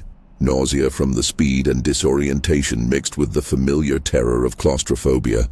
She squeezed her eyes shut, though in this darkness it made no difference, and prayed for it to be over quickly. And then she felt it. First, it was the smell. Sharp, acrid, completely alien in this wet, chlorinated world. It hit her nose, stung her eyes even through closed eyelids. It smelled like after a thunderstorm. It smelled like a storm. It smelled like ozone. Samantha was confused for a moment. Where from? They were inside a plastic tube. The smell intensified, becoming thick, almost tangible. A sound joined it, a low, insistent, angry buzzing. It didn't come from one source. It came from everywhere, from the tube walls, from the air itself, filling the space with a vibration that resonated in her bones. It was the sound of high voltage, the sound of a giant transformer about to explode. There was no light, but sparks began to flash before her closed eyes. Blue, purple, painfully white. Her skin ached, itched as if thousands of invisible ants were crawling over it. What's happening? Raced through her panicked mind. This isn't part of the ride. This shouldn't be happening. The buzzing turned into a deafening crackle, a howl that tore at her eardrums. The air trembled. A bright, blinding flash of blue light pierced the darkness for a second, and Samantha saw the tube walls. They were covered in a web of sparkling, dancing electrical discharges. Lightning. There was lightning inside the slide. An unbearable wild pain shot through her body. Every cell screamed in agony. It wasn't a burn from fire.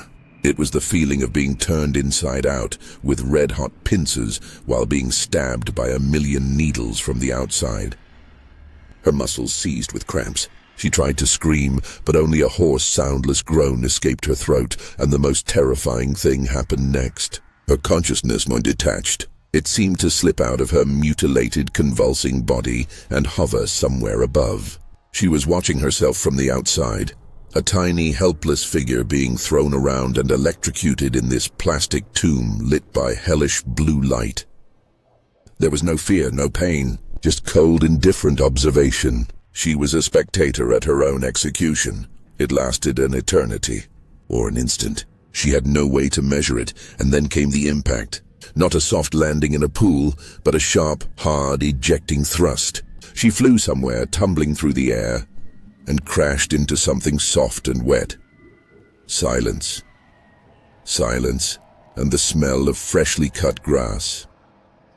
Samantha lay on her back, staring into the dazzlingly blue, cloudless sky. A ringing silence filled her ears, broken only by the distant, muffled sounds of music from the water park.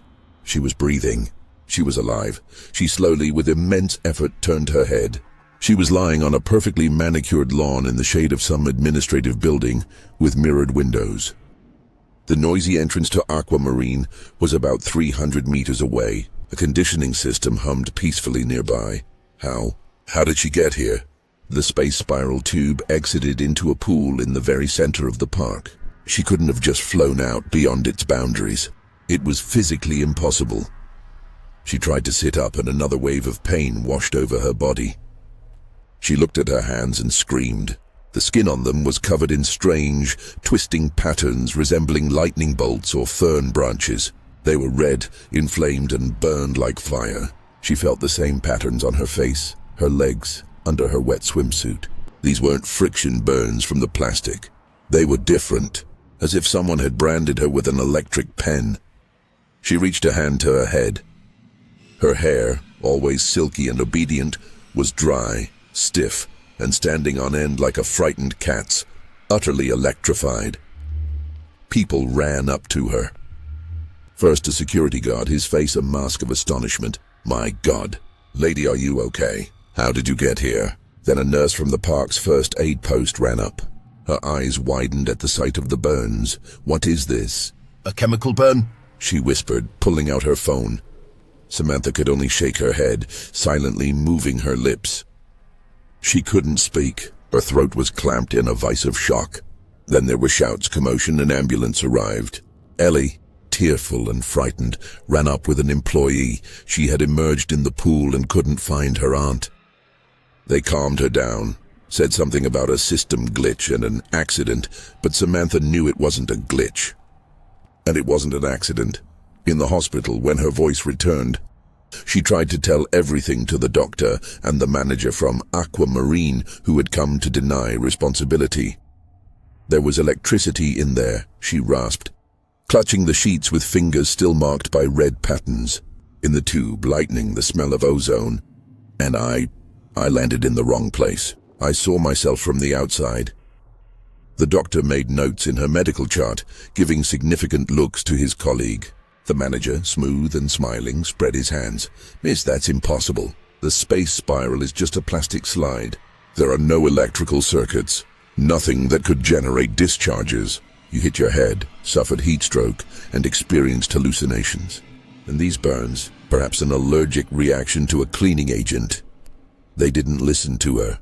They wrote her off as a claustrophobic's panic attack multiplied by an accident. 3 days later, she was discharged. The burns strangely left no scars, but the skin in those places remained sensitive for a long time, and her hair became brittle and lifeless. But that wasn't the worst part. Samantha had changed. She was no longer tormented by claustrophobia. She was tormented by something else. She could feel electricity. She would walk down the street and sense a powerful transformer from a kilometer away. Her skin would start to tingle, and that familiar acrid smell would fill her nose. She couldn't use a microwave. Its vibration made her nauseous. An ordinary incandescent light bulb gave her a headache. And once, during a thunderstorm, she stood by the window watching the lightning flash and realized she wasn't afraid. She felt them, felt that wild, untamed energy rushing from the cloud to the earth. And deep down, she wanted it. That scared her the most. She returned to Aquamarine a month later. She needed to know. She had to understand. She bought a ticket and went inside, feeling the familiar tension building in her body with every step. She approached the space spiral. The slide was operating as if nothing had happened. Children shrieked with delight as they shot out into the pool. Samantha walked around the slide from the outside, looking for something, a hatch, a crack, a wire, nothing, just plastic and supports, and then she saw him, an elderly engineer in a uniform with a badge, fiddling with a service panel nearby, checking a meter reading. He was muttering to himself, frowning disapprovingly. Samantha approached him. "Excuse me." He turned around. Seeing her face, he froze for a moment, and something familiar flickered in his eyes. Not recognition, but rather understanding. He saw those patterns on her skin that were only visible to her. I had an accident here a month ago," Samantha said quietly. "In this slide," the engineer's face darkened. He looked around, made sure no one was listening, and pulled her aside behind a generator. "You're that woman?" he whispered. "The one who landed on the lawn?" Samantha nodded, her heart pounding. "What was it? You know, don't you?" The old man sighed, rubbed the bridge of his nose. "They all say hallucinations. Nonsense, but I know. I've been maintaining this thing since it was built." He lowered his voice even further. "There are old power lines under the park. Very old and very powerful. When they built Aquamarine, it was too expensive and complicated to move them. They decided to leave them underground. And this stupid slide, they built it right over the main hub, right where they converge." He looked at the shining purple tube with hatred. Sometimes something happens. A power surge on the grid, a geomagnetic storm, who the hell knows what. And the energy breaks through, not into the ground, upwards. It looks for a way out. And this tube, it's like a giant capacitor, an antenna. It attracts it. For a few seconds, it becomes not a slide, but a lightning trap from the inside. Samantha felt the ground give way beneath her. Why doesn't anyone shut this down? Why isn't anything done? People could die. The engineer gave a bitter smile. Because it never happens to the same person twice. Because there's no proof. And the ride brings in millions. Who would believe a couple of lunatics? He put a greasy, cracked hand on her shoulder. "You got lucky, girl. It spat you out, usually. Usually they just don't come out. Their hearts stop. They write it off as a water accident.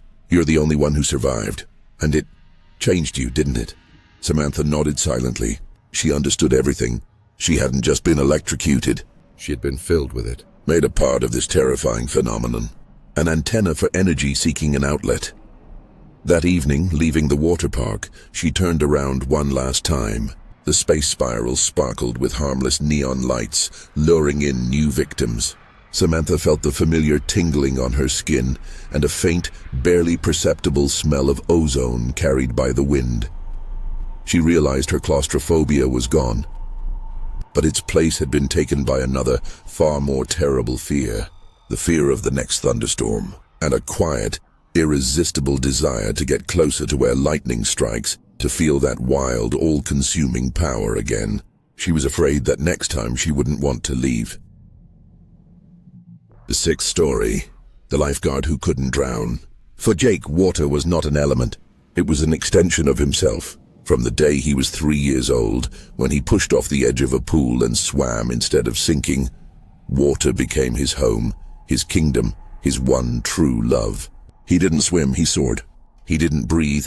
He allowed the water to saturate his blood with oxygen, holding his breath for inhumanly long minutes. He felt every swirl of the current, every change in temperature, every splash on the surface without even seeing it. Working as a lifeguard at the giant Neptune water park wasn't a job for him. It was a mission. He was the god of this small chlorinated world. He knew every centimeter of the pools, every slide, every underwater jet, and he never made a mistake. In his 5 years of service, there wasn't a single incident he hadn't prevented. Not one drowning person he hadn't pulled out. They called him Neptune Poseidon, the lifeguard who couldn't drown.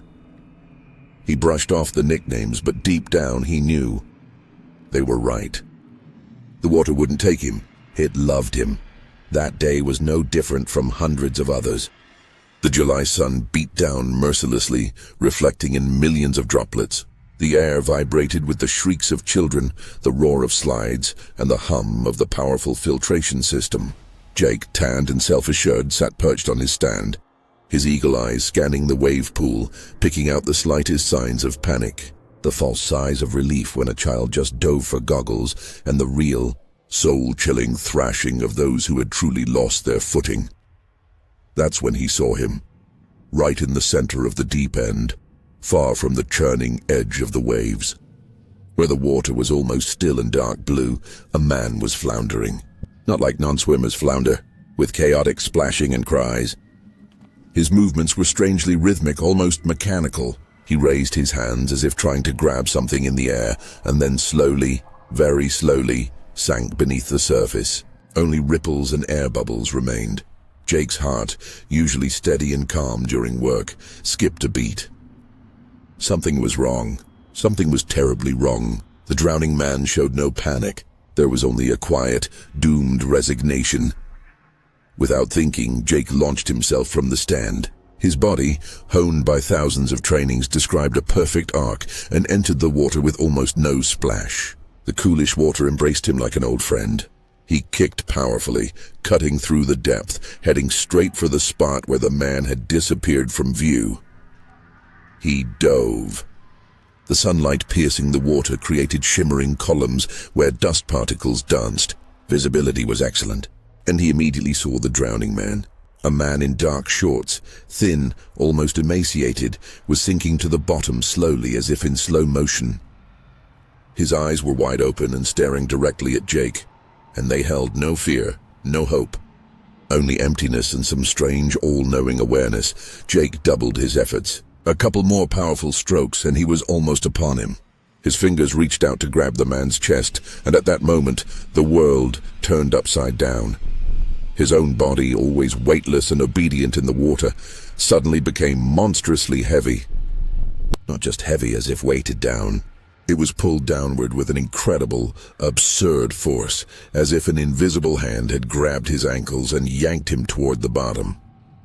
This wasn't just negative buoyancy. This was attraction, a gravitational anomaly focused solely on him. Fear, sharp and cold, stabbed Jake for the first time in years. He instinctively held his breath and tried to kick, to push himself up. But his muscles, usually capable of moving tons of water, now flailed hopelessly, powerless against this hellish pull. He sank faster, passing the slowly, serenely falling, drowning man. Jake hit the bottom of the pool, stirring up a cloud of silt. The pressure squeezed his ears. He pressed his hands against the smooth tiles, trying to push off, to do anything to rise. Useless. He was pinned to the bottom like an insect on a pin. His lungs began to burn, demanding air. The panic he had always seen in others' eyes and never understood now overwhelmed him, wild, blind, all-consuming. He screamed underwater. Soundlessly, desperately, bubbles of air rushed to the surface, taking his last hope with them. And then he saw it. From the darkness at the far end of the pool, from the water intake grate, a shadow slowly emerged. It was not a man. It was the depth itself given form. Long, pale, almost translucent limbs lacking clear outlines. The face, if it could be called a face, was distorted by eternal, silent agony, and instead of eyes, there were two black, bottomless vortices where light drowned. This creature slid to the bottom and stopped next to the drowning man. It didn't grab him. It simply accepted him. The man's body seemed to dissolve into this pale shadow, merge with it, become a part of it. Then the creature's empty sockets turned toward Jake. It was hungry. It had come for its prey, and he, the lifeguard who had disturbed its peace, became the new target. The creature moved toward him. It didn't swim. It simply moved through the water, offering no resistance. Jake, crazed with terror and lack of air, tried to push off again. His body wouldn't obey. It was made of stone. The creature reached out a hand toward him, a long, bony limb whose cold Jake could feel even at a distance. In his mind, clouded by oxygen deprivation, a voice didn't sound, but an idea was implanted in his brain. You thought it was yours. But it never was yours, it is mine, and everything that enters it becomes mine. You have stolen from me for too long. Give it back. Fingers made of shadow and cold almost touched his chest, and then the instinct of self-preservation, stronger than reason, stronger than magic, stronger than this incomprehensible horror, made Jake do the last thing he could. He didn't try to swim. He tried to give the water everything he had taken from it, all his skill, his strength, his confidence, his illusion of power over it. He stopped fighting. He surrendered. His consciousness dimmed. The last thing he saw before the darkness swallowed him was the creature itself. Freezing an inch from him, its featureless mask twisting into something resembling surprise, and then rage, and the monstrous heaviness pinning him to the bottom disappeared. On the surface, chaos reigned. The other lifeguards had seen everything. They saw Jake jump. They saw him dive. And they saw him not surface. 30 seconds passed. A minute, 2, it was impossible. For Jake, it was an eternity. 2 of his partners, Mark and Lisa, plunged into the water. They dove where Jake had disappeared, neglecting all rules, their hearts pounding wildly. The pool was empty. On the bottom, in a cloud of settling silt, there was nothing. No Jake, no drowning man. Only perfectly clean, shiny tiles illuminated by underwater lights. They scurried along the bottom, holding their breath to the limit, searching every centimeter. Nothing. Their best swimmer, the man who couldn't drown, had simply vanished. The water had consumed him, without a trace. The water park was closed. An investigation was launched. Samples were taken from the pool floor, filters were checked, hidden currents and traps were sought. Nothing. There was no explanation. The story of the lifeguard who drowned made all the news, spawning the most incredible theories. 3 weeks passed. The shock gradually subsided, and Neptune, though with a damaged reputation, was preparing to reopen. Mark, now the temporary head lifeguard, was doing a final walkthrough of the empty, quiet, dark complex. Without Jake, this place felt foreign and sinister to him. He approached the edge of the fateful pool. The water was still black as ink. He turned on the underwater light. The light cut through the depths, revealing the bottom from the darkness. It was empty. Mark was about to leave when his gaze fell on one of the water intake grates in the deep end. Something was sticking out of the grate. Something pale. It looked like a hand. Mark's heart sank. He ran to get a pool hook, returned, and with trembling hands hooked the object. It didn't give way immediately, as if caught on something. Finally, with a quiet click, it detached and Mark pulled it to the surface. It was a doll, an old battered rubber lifeguard doll. They had been sold in the gift shop about 5 years ago. Its uniform was an exact copy of the real one. But its face was distorted by a grimace of absolute soul-chilling horror. And from under its half-closed eyelids, what seemed like dark water trickled. Mark recoiled in disgust and flung the doll away. It landed on the tiles and lay there, staring at the ceiling with its empty eyes. And then he understood. This was a trophy, a souvenir, a sign. He looked at the black water of the pool. It was calm, serene, but now he knew that this serenity was a lie. Someone lived beneath it, someone who collected those who thought the water was theirs, someone for whom even the best lifeguard was just another toy to be added to their collection, to the very bottom. Mark no longer wanted to work here. He wanted to run, but he knew it was useless. Water is everywhere, and it is always hungry. It is just waiting for the next brave soul who thinks they can challenge it, the next lifeguard who is sure he cannot drown. And in the silence of the water park, he thought he heard a faint sound, a muffled, gurgling chuckle coming right from the depths of the dark pool. Mark stood over the doll, shaking. Not from the cold, the water park was stuffy and warm, but from a chilling animal terror that penetrated his very core. The rubber face of the toy, distorted in a silent scream, seemed to absorb the dim light of the emergency lamps, reflecting it from empty eye sockets that oozed dark, muddy-smelling water. He staggered back, tripped over a hose and fell heavily onto the wet tiles. The wind was knocked out of him. He scrambled away from the dreadful find on all fours, digging his heels into the grout, unable to tear his eyes away from this. This evidence. It wasn't just a piece of rubber. It was a message, a taunt, a trophy put on display, like a deer's head on a wall.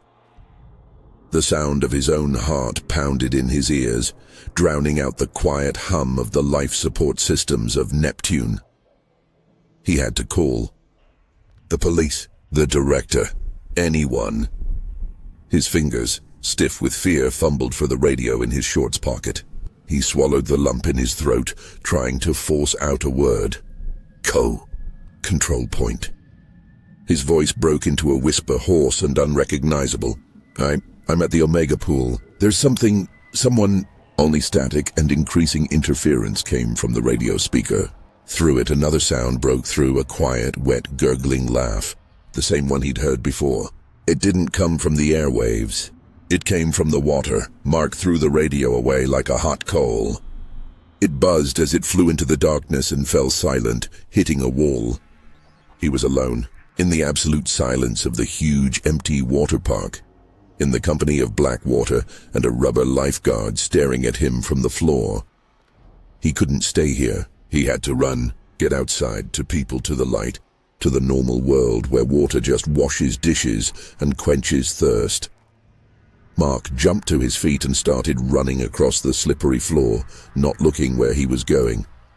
His flip-flops slapped loudly, the echo bouncing off the vaulted ceilings as if someone was running after him. He raced past lifeless slides, dark cafes, and motionless carousels. The shadows cast by the emergency lights twisted and loomed, taking on sinister shapes. He reached the main glass doors and yanked the handle with all his might. It didn't budge. He pulled again, straining. Nothing. The massive doors were locked with automatic security bolts activated after closing. He was trapped. No, he screamed, pounding his fist on the cold glass. Open up, damn it. Outside was the parking lot, bathed in moonlight. Just a few meters. Civilization, freedom. But they might as well have been on another planet. His scream died, absorbed by the soundproof walls. Desperate, he ran along the glass wall, looking for another exit, an emergency exit, a back door, anything. His eyes watered from the strain, his chest burned, and then he saw it again, not in the water. In the reflection. Running past the huge display window of the souvenir shop, he glimpsed not only his own fear-twisted face in it. Behind him, in the depths of the dark store, between shelves of inflatable rings and masks, stood a tall, thin figure. Pale as if molded from wet clay. Its features were blurred, but two hollow eye sockets were clearly visible. It just stood there, watching his reflection. Mark screamed and jumped back from the glass, hitting his back against the opposite wall. He pressed himself against it, holding his breath, peering into the actual store through the doorway. It was empty, dark and empty. Imagination. He tried frantically to convince himself. Panic, it's not there. He slowly exhaled, feeling goosebumps run down his spine. He had to get to the security room. There was an alarm button there. A direct phone line to the police. It was his only chance. Gathering all his will, he pushed himself off the wall and, creeping, moved further down the corridor leading to the administrative area. Every rustle, every creak of the air conditioning made him flinch. He constantly felt like someone was walking behind him. Soft, barely audible, wet footsteps. He didn't look back. He was afraid that if he turned around, he would actually see it. There it was. The security sign. He rushed to the door, pulled the handle. Locked. Through the frosted glass, he could see it was dark inside. Nobody. Anyone. His cry was now like a sob. "Help!"